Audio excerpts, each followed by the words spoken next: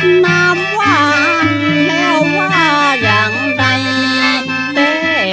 นา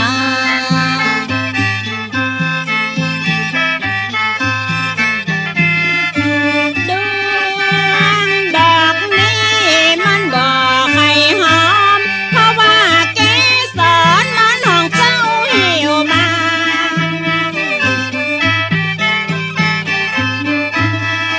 มันบ่มีไผใส่ปุ๋ยหดน้ำมันละก็จำจีบมันก็บ่นาให้จังร้องก่อนไว้ปรารถนาดอกเกดถ้าว่าบ่มีละก็เจนลัง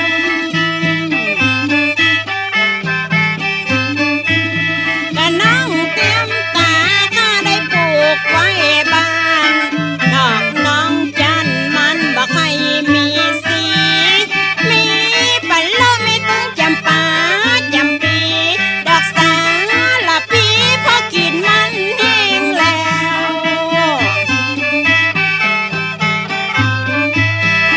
นั่นบ่เหมือนจี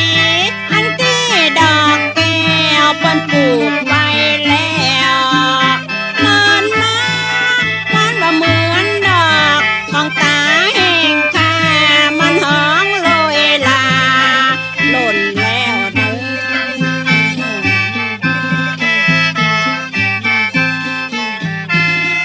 ตว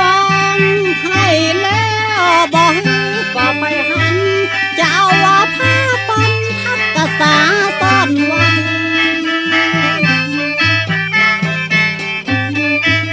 คักหัวบ่จริงนะจำลองพี่อายกันว่าปลูกไว้แล้วมันจะหิวจะเช้ากันมันจำแล้วภายในจะมาเอาไผบ่หลงมัวเมากีบมันเศร้าหิวมา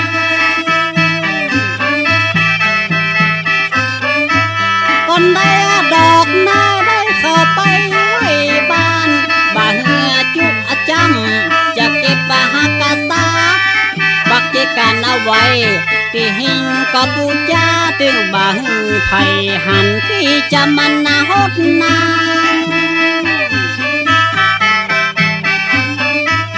จังอายบ่อายพี่น้องเจ้าบ้านมันหดน้ำแล้วจะมันใส่ปุ๋ยตัวน้องนี่จะใส่น้ำไปลุยแต่ว่าอายใส่ปุ๋ยมันตึงบ่ขึ้นเหี่ยแล้วดอกน้องเตรียมตาละชื่อว่าดอกโยบ่ขึ้นเหี่ยแล้วปีจะมันหักกะสา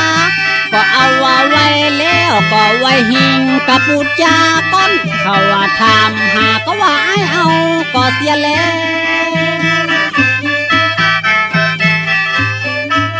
ดอกคำหูจูบ่ใจว่าเหมือนดอกแก้วเก็บไปแล้วละมันบ่มีความหมายดอกผ้านี้ไผบ่เอาไปไหนผ้าละกามันบ่ได้เต้านาง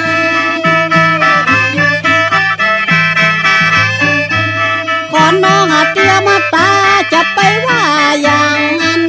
กะดอกกะน้องจันมีละกากาสินบ่เดียวพ่อใจได้มาไกลแม่ยิงให้เขานั่งปิ้งเพลงมาแถมแล้วก็น้องขอถามตั้งจำลองพี่แก้วปลูกไว้แล้วอันนั้นเป็นดอกอันยังบ้านของอ้ายจะมีบอกกายบอกกังเขาว่าปลูกไว้ก่อนที่ในบ้านนักลัง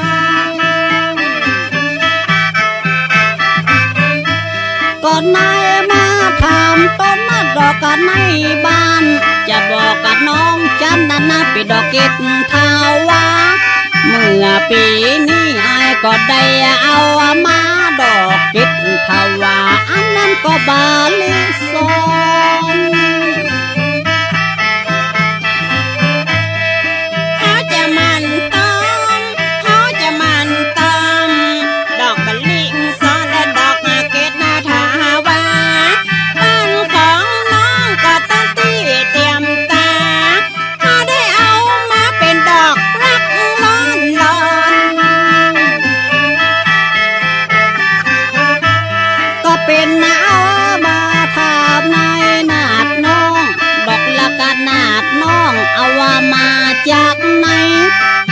พี่ฟันนั้นนี่พี่ก็มาสงสัยว่าน้องเอาไหนตั้งใดยังบ่ฮู้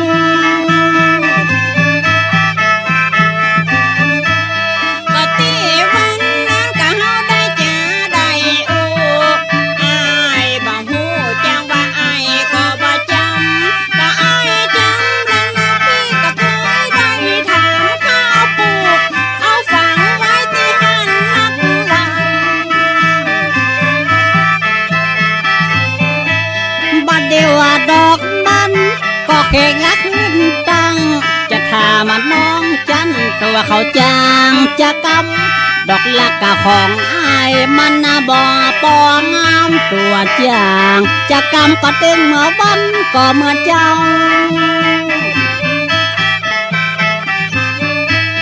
อันว่าดอกอัลลักของจำลองพี่เจ้าตัวน้องน้อยข้าเป็นดีไข่หันดอกรักนั้นจะให้ข้าไปก็เป็นสีขาวสีดำเป็นสีอันยังข้าบ่ฮู้ก่อนนายมาถามจำเป็นนะได้อูนายบ่ฮู้มันเป็นนะสียังปีฮู้แล้วไม่จะใครบอกปันสีแดงเกมดำพี่ใครปานบอกน้อ อ๋อง มีสองสีกันกะ แม่นละ ก็น้องเตรียมตาให้เก็บมาเอามาซ่อมตัวนั้นน้องอย่าเอามาจัดมาแจงมีตึงสีดำมีตึงสีแดงมันดอกอ่อนดอกแข็งดอกจะได้พี่น้อง บ่อ่อนนะบ่แข็งมันบ่ใหญ่บ่น้อยบอกเฮือสาวน้อยมันกระดึงแข็งก่อนว่าเตรียมตาจับมาเป็นเมียแปลงเสื้อมันได้แข่งกระดึงมาแรงก็เมื่อเจ้า ตามที่ข้าหันอันนี้ดอกมันน่ะเศร้าเศร้าตัวข้าเจ้าว่ามันบ่ไหวดอกอันนี้มีทั่วประเทศไทยข้าตึงผัวตายแล้วข้าบ่เน็บแต่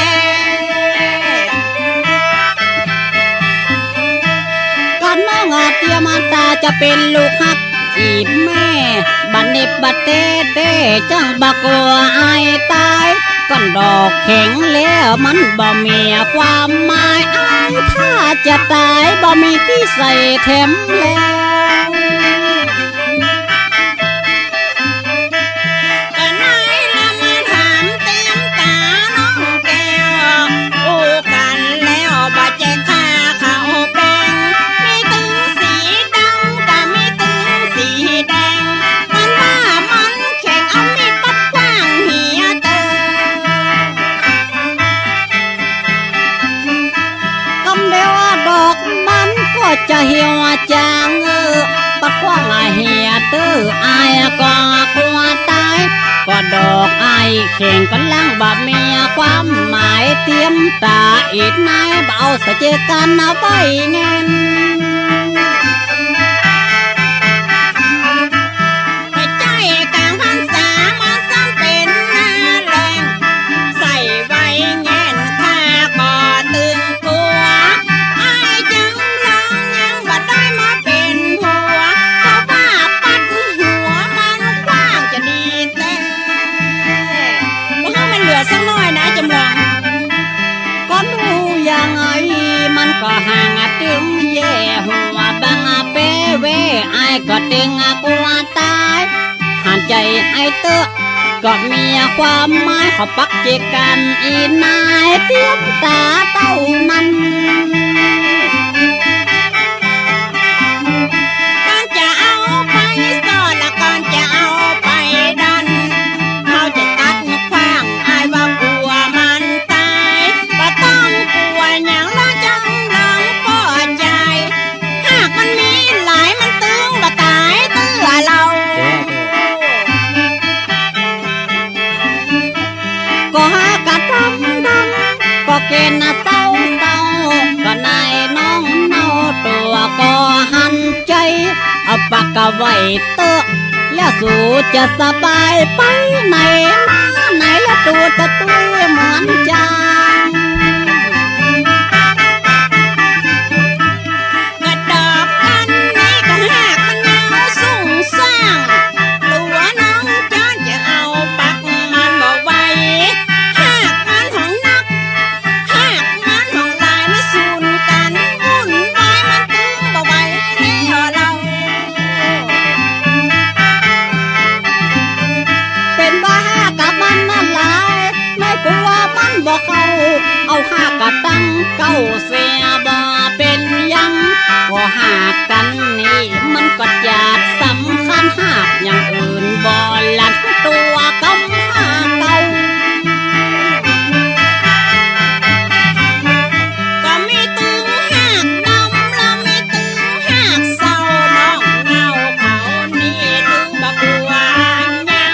ก็หากของไม้แล้วมันเป็นสีก็บ่ยังหากผ้าสีดำแล้วมันห้องแนวเย็นลำ ก็หากะของพี่มันบยาบ่สั้นจะบอกกับน้องจันมันก็ยาวคือปลายก็หากกันนี่เขาว่าเพื่อหากไว้ยาวเหมือนจะตายคือปลายก็ทรงนี้ โอ้ยนั่นบ่จ้ามันกล้าอาย แม่ละลูก เป็นหน้ามันยาวหันบ่ขี้ริ้วคืบไปสองนิ้วข้าซ้ำบ่เคยหันตามข้าโหก็ตามข้าหันอันนั้นเป็นกิ่งของมันอันมันเป็นลำไว้แง ก็ไม่จะถามเมื่อจันทร์หน้าฟ้องแปลงปิดละมาไว้เงี้ยของน้องอาบอเคยหันเอาดอกปีเข้าใส่ไม้จะถามก็เจอกันกันบักเจ้าของมันก็เป็นอย่างไรปีบง การเอาปักเจกันอย่าคำไว้ผู้ลูกปันให้ใครหูแล้วข้าเขาอย่าบอกปันมาถามน้องข้าอย่าบอกสั่งกำอันตีเจกันเต้ากระถางหน่อยน้อย ก็เต้าว่าเจกันเต้ากระถางน้อยน้อยซื้อมากี่ร้อยตัวเอามาจากไหนปีบักเกยผู้ปีก็มาสงสัยเอาว่ามาจากไหนซื้อตั้งใดยังบง